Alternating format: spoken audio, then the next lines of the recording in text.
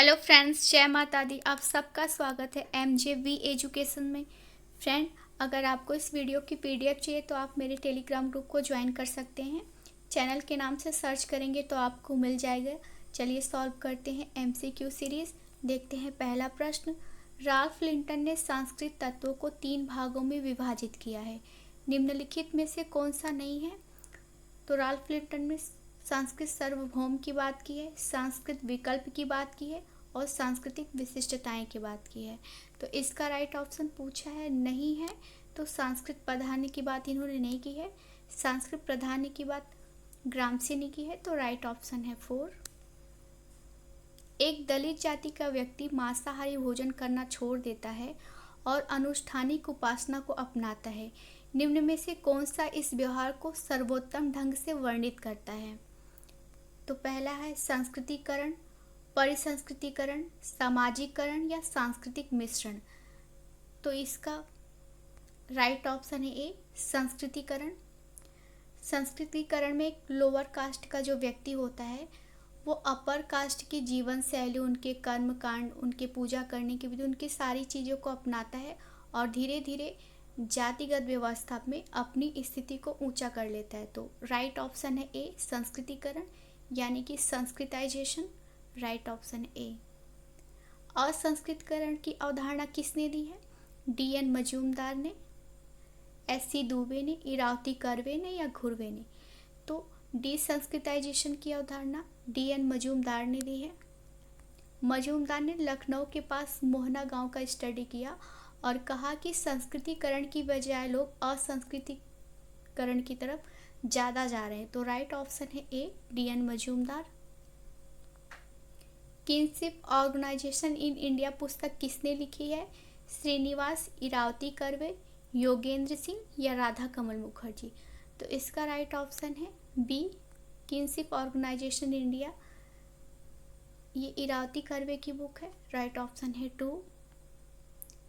न्यासिता या ट्रस्टीशिप का सिद्धांत किसने दिया है? महात्मा गांधी, विनोबा भावे, जवाहरलाल नेहरू, बाल गंगाधर तिलक?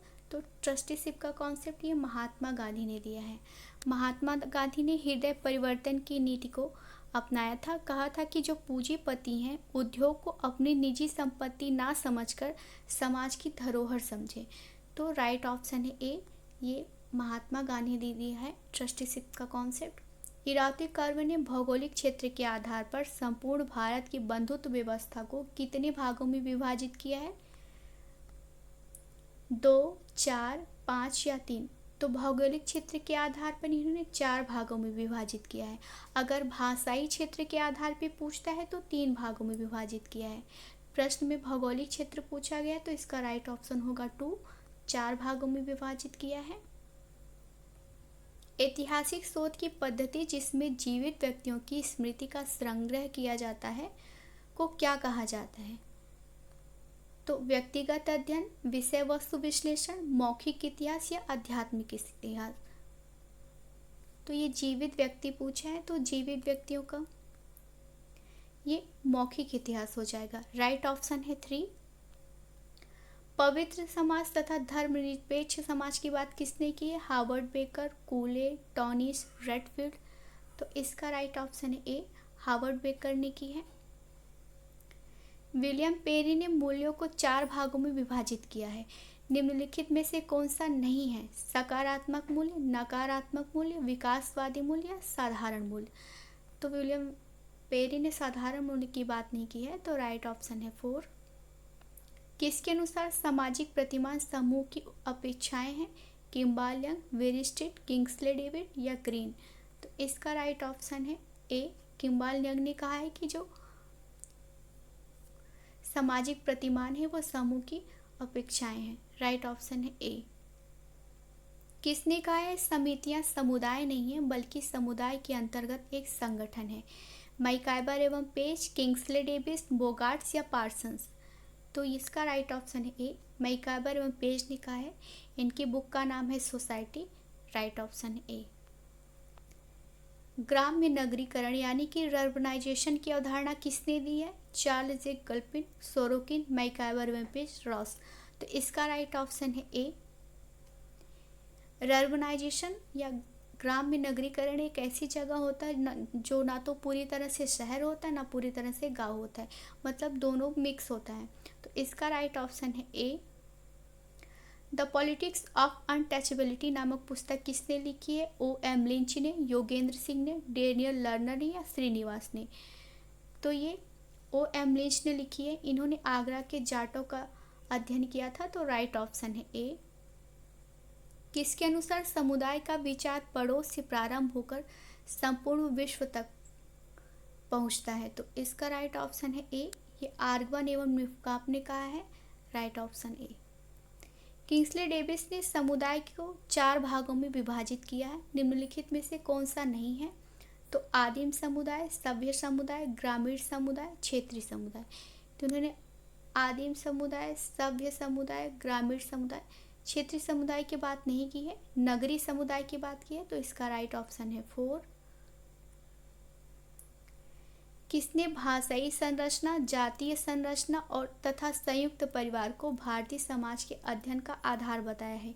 इरावती कर्वे, श्रीनिवास, मजूमदार या मेटकॉफ?